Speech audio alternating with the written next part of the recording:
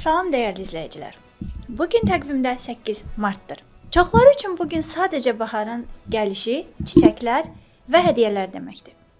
Amma kanalımızın daimi izləyiciləri bilir ki, biz hər şeyin alt qatına, görünməyən tərəfinə baxmağı sevirik.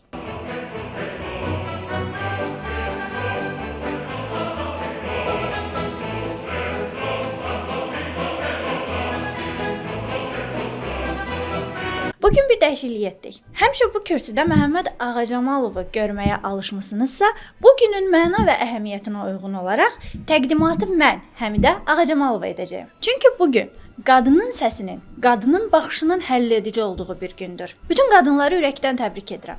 Lakin mənim təbrikim birazca fərqli olacaq. Arzu edirəm ki, hər bir qadın ona təqdim olunan qəlibləri deyil, öz daxili dünyasında yaratdığı özünə məxsus qəlbi yaşaya bilsin. Bugün biz qadın azadlığı şüarı ilə yaradılmış, lakin daxilinə baxdıqda bizə tamamilə fərqli bir hekayə danışan ən məşhur posterlərdən birini təhlil edəcəyik.